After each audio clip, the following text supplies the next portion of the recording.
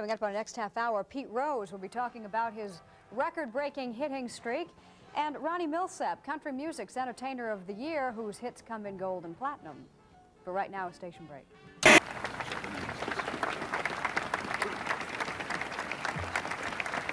Governor, are you prepared to take the constitutional oath? I am. If you place your left hand on the Bible and raise your right hand and repeat after me, I, Ronald Reagan, do solemnly swear. I, Ronald Reagan, do solemnly swear that I will faithfully execute the office of President of the United States. that I will faithfully execute the office of President of the United States. And will, to the best of my ability, preserve, protect, and defend. Preserve, protect, and defend. The Constitution of the United States. The Constitution of the United States. So help you God. So help me God. Now, congratulate you, sir.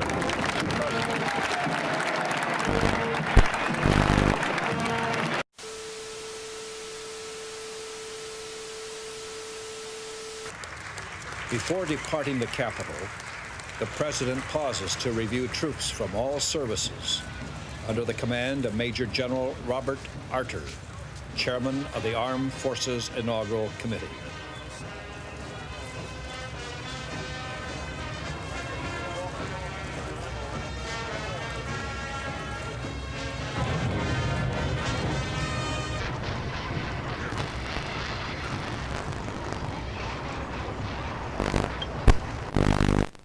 There is a sense of awe at the scientific achievement that has been accomplished in England with the healthy, apparently, birth of the first test tube baby girl delivered by cesarean section last night. It was the first American baby successfully conceived outside her mother's body by the in vitro technique, in which the mother's egg is fertilized in a laboratory dish with sperm from the father.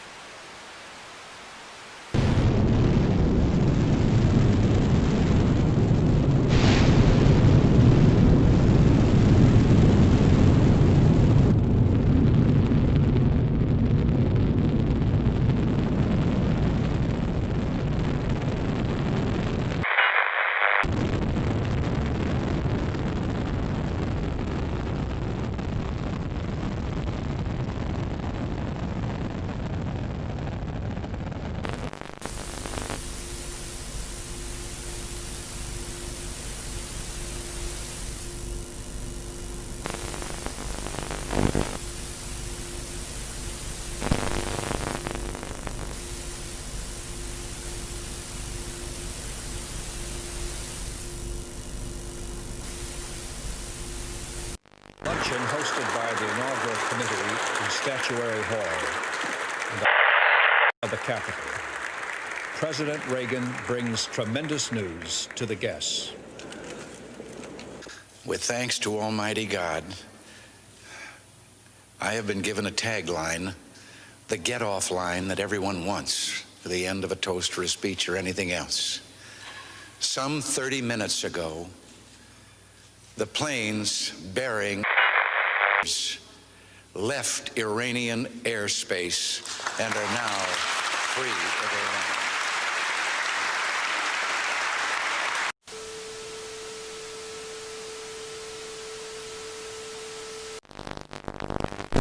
Iran. Though there were no presidents or generals or the former hostages agreed that today's celebrations of their return were the sweetest. And finally this evening, Ali returns. Muhammad Ali, once known as Cassius Clay, a veteran of 60 contests in the ring, getting older now, pushing 40, and taking a big chance. Tomorrow night in the Bahamas, Ali takes on a heavyweight champion who is 11 years his junior. Muhammad Ali and Trevor Berbick, the British Commonwealth heavyweight champion, weighed in today in Nassau for their 10-round non-title bout tomorrow night. Ali weighs 236 pounds, the heaviest he's ever been for a fight. The United States and the Soviet Union began their latest round of arms talks this morning in Geneva. The United States has said it will not deploy the new version of this Pershing missile and new cruise missiles if the Soviets dismantle their medium-range arsenal. The Soviets say the United States has deliberately not counted submarine-fired missiles, air-based warheads, and the nuclear forces of Britain and France.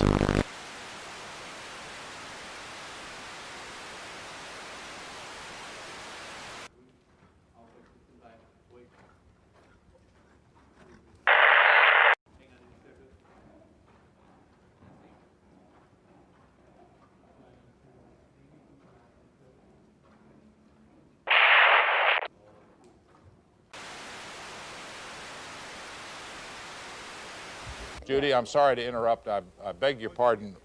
In front of me now are two bulletins from AP and United Press International that both say President Reagan was shot in the chest and wounded by a at the Washington Hotel on Monday.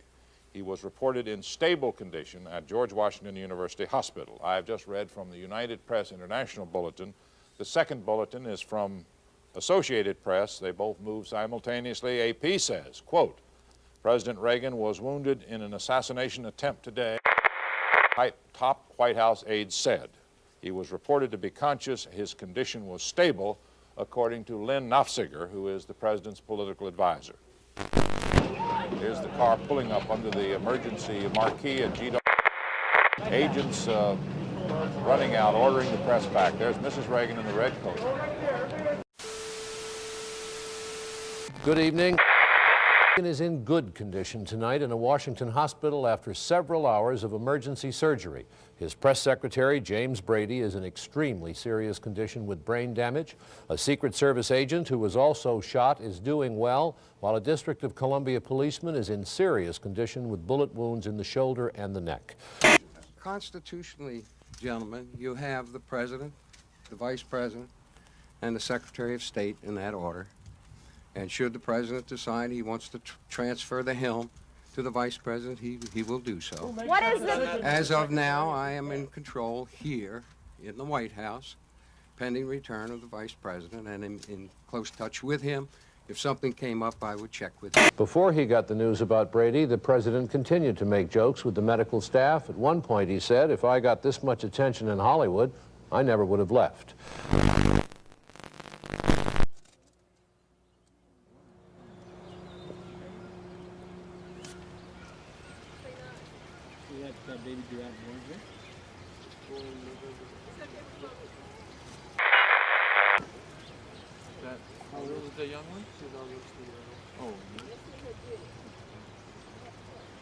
I think every ball club in the major leagues, really has been hurt financially by this. No one has won by this strike. The only people that are going to win now are the fans because it's over with. It's about time to stop playing baseball. Let's begin with the news of the morning. The strike deadline has... It looks like the first mid-season baseball strike in history is on. Don't like what they're making here, throw them in a steel mill for 6 months and let them earn their money. President Reagan has reaffirmed close relations with Israel in spite of the suspension of delivery of 4 F-16s after the air raid Sunday on an Iraqi nuclear facility. Take me on. And I suppose in love. Of course. Whatever in love means.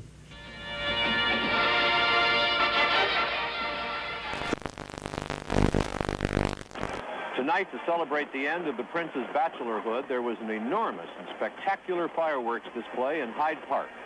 And all over England, Scotland, and Wales, bonfires of celebration were lit.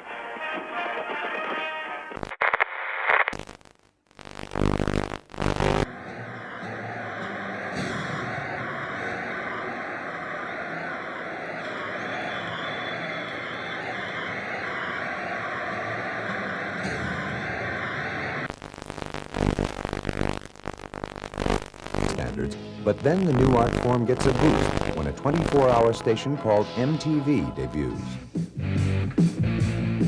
What we've introduced with MTV is a non-narrative form, as opposed to conventional television where you rely on mood and emotion. We make you feel a certain way as opposed to you walking away with any particular knowledge. Helms said his agency could not rehire any large number of strikers because they wouldn't get along with the group now working in the towers. Within the FAA, we could not accept it under any condition. As far as coming back as controllers, things, I just don't feel like we need them back down here.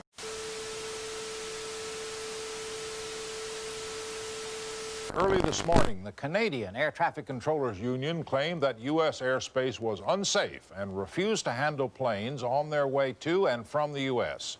What followed was temporary havoc, confusion. I must tell those who failed to report for duty this morning, they are in violation of the law, And if they do not report for work within 48 hours, they have forfeited their jobs and will be terminated.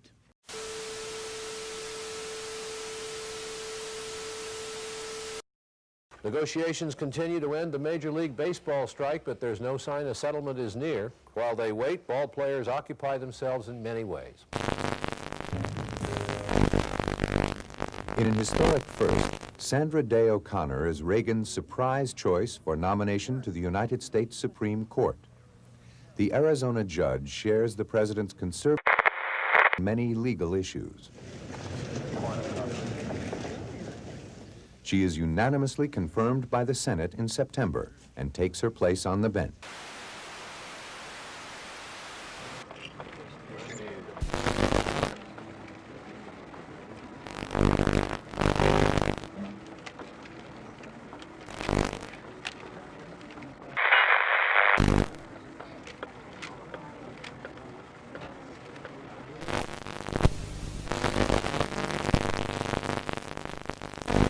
NATO's policy of peace is based on restraint and balance. No NATO weapons, conventional or nuclear, will ever be used in Europe except in response to attack. NATO's defense plans have been responsible and restrained.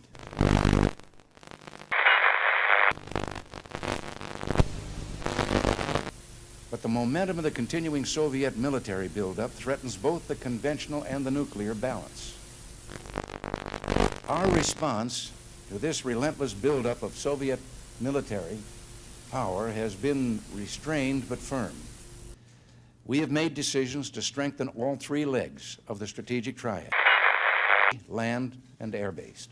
In other words, a deterrent, preventing the use of these Soviet weapons by the counter threat of a like response against their own territory. At present, however, there is no equivalent deterrent to these Soviet intermediate missiles. War depends on the perceived ability of our forces to. The more effective our forces are, the less likely it is that we have to use them.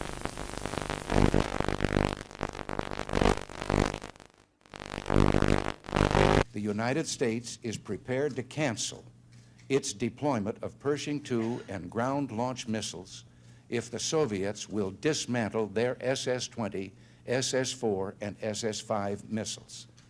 This would be an historic step. With Soviet agreement, we could together substantially reduce the dread threat of nuclear war which hangs over the people of Europe. This, like the first footstep on the moon, would be a giant step for mankind. Citizen of that country. For instance, in this case... That's what happened to you, right? That's right. And you got all this from Moscow when you were trained as a spy at a spy school in Moscow? That's right. That's right. That was a major part of my schooling.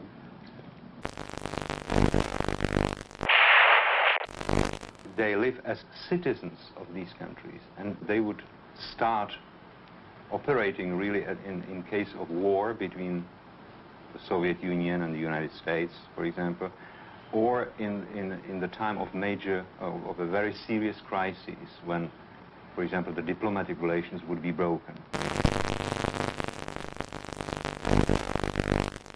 Eventually, he was caught by the FBI and became a double agent. When you were caught by the FBI, did you try to signal your Soviet handlers at the UN or in Moscow that you had been caught? Not immediately, because I couldn't.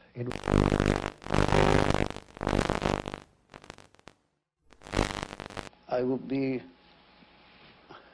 among other illegals, the only means by which the Soviet Union could get any military intelligence from the United States, because all their diplomatic means, all their open means would be cut off.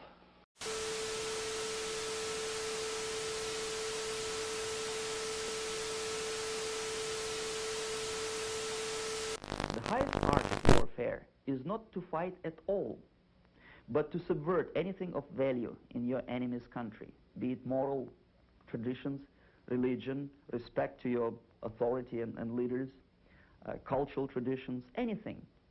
Put white against black, old against young, I don't know, wealthy against poor, and so on. Doesn't matter. As long as it disturbs society, as long as it cuts the moral fiber of a nation, it's good.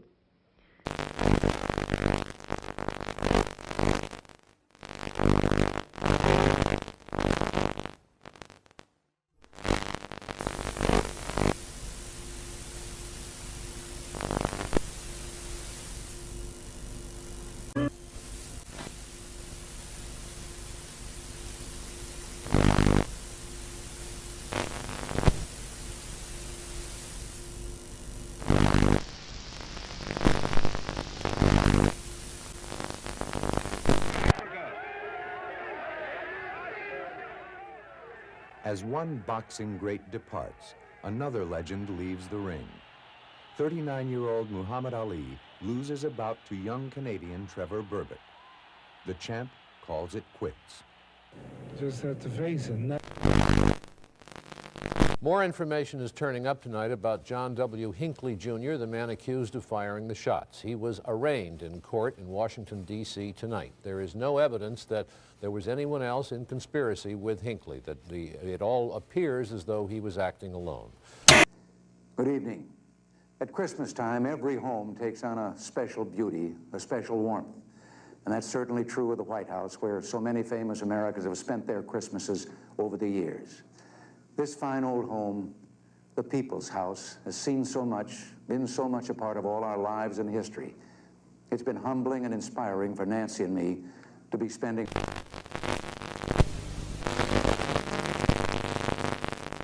homes in Minnesota. The Polish government has trampled underfoot solemn commitments to the UN Charter and the Helsinki Accords. It has even broken the Gdansk Agreement of August 1980, by which the Polish government recognized the basic right of its people to form free trade unions and to strike.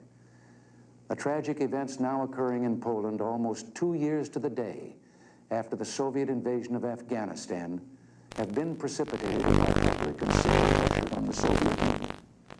It is no coincidence that Soviet Marshal Kulikov, chief of the Warsaw Pact forces, and other senior Red Army officers were in Poland while these outrages were being initiated. And it is no coincidence that the martial law proclamations imposed in December by the Polish government were being printed in the Soviet Union.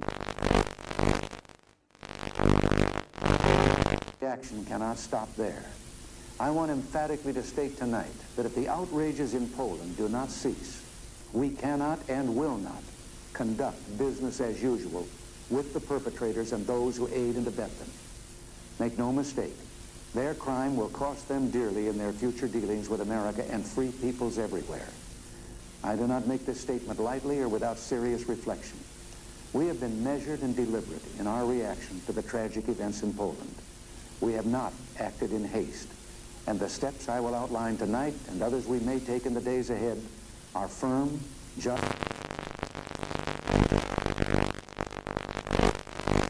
This is my last broadcast as the anchorman of the CBS Evening News. Old anchormen, you see, don't fade away. They just keep coming back for more. And that's the way it is. Friday, March 6th, 1981. I'll be away on assignment, and Dan Rather will be sitting in here for the next few years. Good night.